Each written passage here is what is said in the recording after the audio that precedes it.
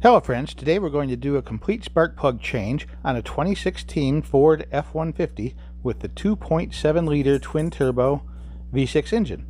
And this car has 230,000 miles on it. It seems to be running fine, but we want to change those anyways because I'm not sure how long it's been since they've been done.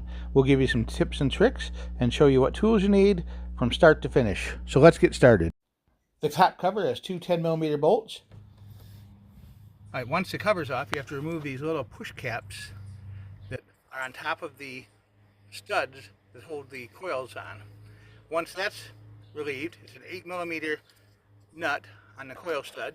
You remove the whole stud, it comes out in one piece, like that. Coil connector wire here you gotta remove too. Was there anything that you had to pinch to do this? Or? You actually had to pull the tab down. It's a locking tab, you gotta pull it back and push it down, right? Reach down in there, grab a hold of the coil, wiggle it back and forth a little, and pull it straight up and out. Next, we're going to drop the extension in. It's a 5/8 inch, and we've got a special magnetic swiveling spark plug socket we got from AutoZone. It's the Duralast. And now we're going to try and remove the spark plugs. He seems to be having difficulty. I'm grabbing the bigger one.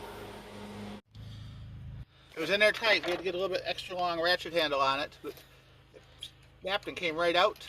I've never heard of any trouble with these spark plugs blowing out or getting stuck or breaking off or anything like that. We'll show you one of the new spark plugs here. They're not like the older 5.4 spark plugs. We're going to measure the gap on this just to see how much these are actually worn out and compare that to the actual gap it's supposed to have.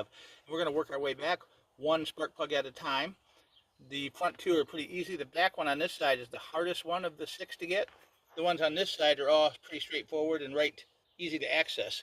The only problem on the back one is the coolant line that goes down to the turbo on this side. You got to work around that coolant line, which is kind of tricky.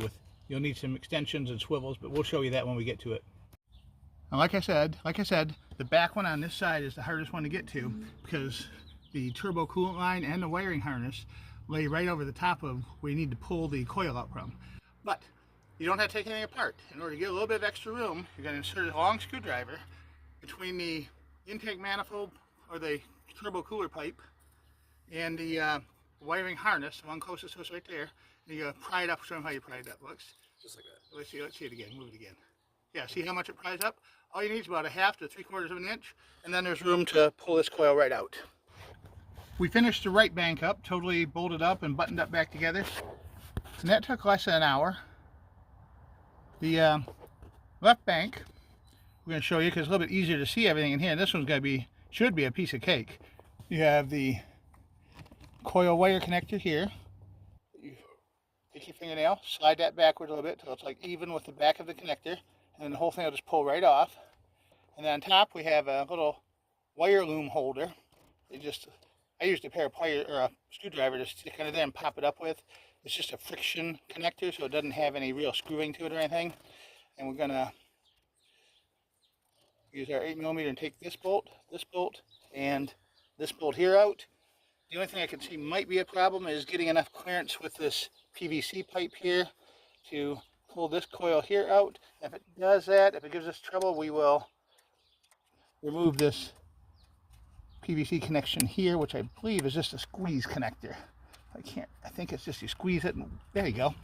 I honestly thought that was going to break. Let me see. There's a little tab in the back. You push it clockwise as far as it'll go, like that, and then pull up. Go. This side, the left bank, was super easy. 15 minutes start to finish, all 3 plugs pulled and replaced, no problem at all. So like this side was 15 minutes. That side there was maybe 1 hour and 15 minutes, but maybe not even quite that long. And if you watch this video and see all the little tricks we show you how to get at the things, you should be able to get that done in, I would say, in about 45 minutes. So this whole project you could probably get done in less than 1 hour and a half. Well, happy wrenching, and thanks for watching.